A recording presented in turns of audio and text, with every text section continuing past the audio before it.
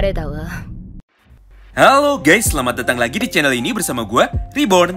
Buat yang baru gabung, jangan lupa dibantu like dan di subscribe ya. Pada video kali ini, kami akan kembali membahas dan juga menjelaskan mengenai prediksi dari jalannya alur cerita manga buku Quantum Tokyo Revengers, khususnya untuk chapter 268. Namun sebelum masuk ke pembahasan utamanya, ada beberapa hal penting yang ingin kami sampaikan lebih dulu.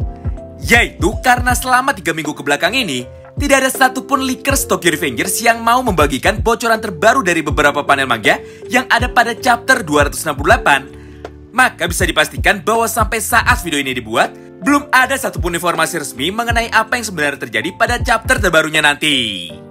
Jadi seperti biasanya ya, bahwa semua hal yang akan kalian lihat dan juga kalian dengar di dalam video ini hanyalah sebuah prediksi mengenai hal apa saja yang mungkin bisa terjadi pada chapter 268 ataupun 269. Oleh karena itu, bagi kalian yang tidak suka dengan konten prediksi, kalian bisa langsung skip aja ya video ini dan tunggu sampai chapter resminya terbit pada hari Selasa nanti. So, tanpa berlama-lama lagi, yuk langsung kita mulai aja semua pembahasannya. Kita mulai dengan topik yang pertama. Jujur sebenarnya chapter 268 kali ini jauh lebih sulit ditebak dan juga diprediksi. Apalagi jika kita bandingkan dengan chapter 2 minggu kebelakang, yaitu chapter 266 dan juga 267. Karena memang pada akhir chapter minggu lalu, Tokyo Revengers berakhir dengan sebuah ending yang sangat menggantung. Tepat ketika Takemichi berhasil melayangkan satu tinju meteornya ke arah wajah dari Mikey versi Dark Impulsive. Pada chapter 266, kita masih bisa menebak jalan ceritanya dengan bantuan berupa gambar sketsa wajah dari Mikey yang sedang terlihat kesal. Sedangkan untuk chapter 267, kita mempunyai bocoran gambar sketsa dari wajah Chifuyu Matsuno yang nampak sangat kaget atau terkejut ketika melihat kekuatan asli dari Takemichi yang sudah bangkit. Sayangnya, pada chapter minggu ini, satu-satunya petunjuk yang diberikan oleh Ken Wakui bukanlah potongan pada manga, melainkan potongan gambar festival kembang api atau perayaan kembang api. Namun, jika kami boleh prediksi, kemungkinan besar ada dua hal yang bisa terjadi pada chapter 268 nanti.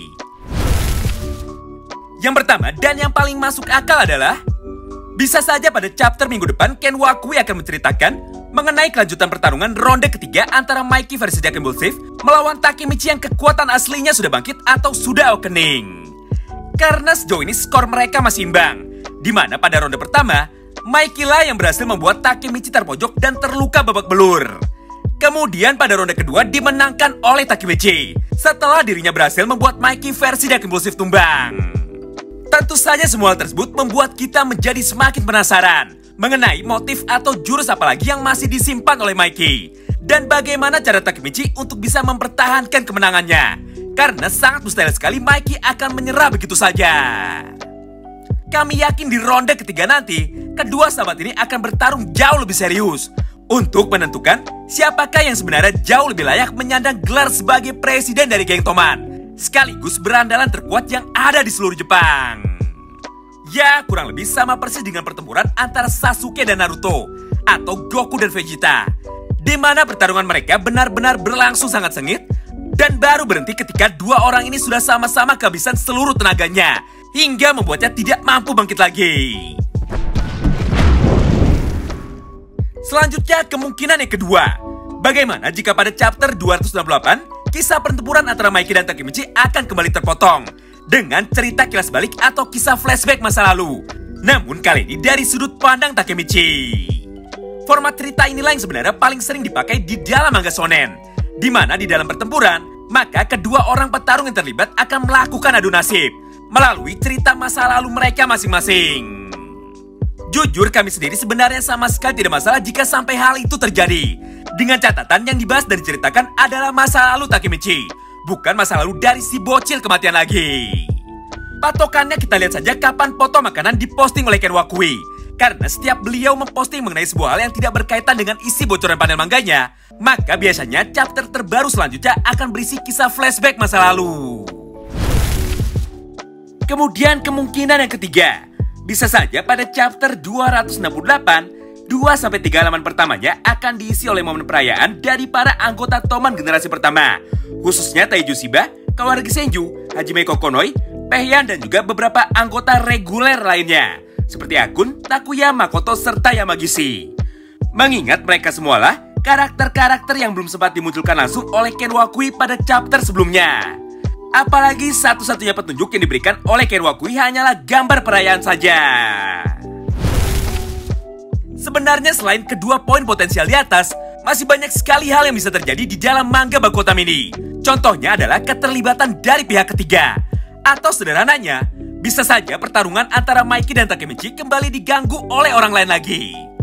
Karena fakta di lapangan menunjukkan bahwa masih banyak sekali yang berpendapat dan juga berharap jika Mikey versi Dark Impulsive bukanlah master villain terakhir atau bukanlah musuh terakhir dari Takemichi. Hal itulah yang sampai saat ini masih kami percaya dan juga yakini.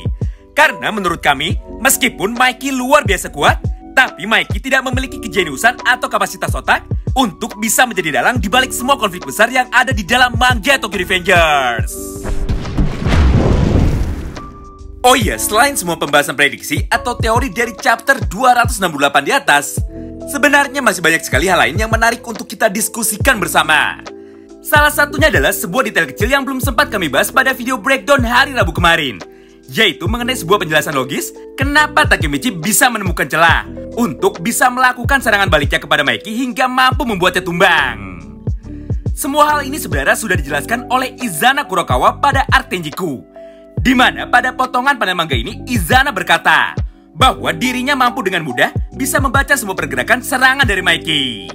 Karena faktanya, meskipun kekuatan dari tendangan nuklir Mikey sangat gila, namun pergerakan dari Mikey sangatlah sederhana sekali.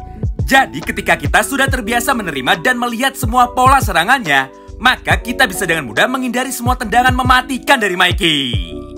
Simpelnya, Izana mempunyai kekuatan foresight untuk memprediksi semua pergerakan dari lawannya, sama seperti Takemichi. Bedanya, kekuatan Takemichi adalah kekuatan gaib, alias kekuatan fantasi tingkat lanjut yang hanya ada di dunia manga yang tidak memiliki batasan. Sedangkan kekuatan dari Izana adalah kekuatan natural atau kekuatan alami yang dimiliki oleh semua master atau atlet bela diri yang ada di dunia nyata, di mana mata dan insting dari seorang ahli bela diri akan terasa dengan sendirinya karena sudah sering berlatih bertarung melawan berbagai macam orang-orang yang berbeda.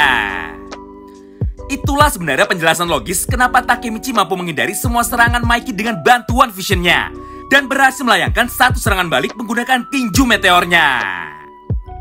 Kesimpulannya, meskipun Mikey sangat kuat namun pola serangannya sangat sederhana.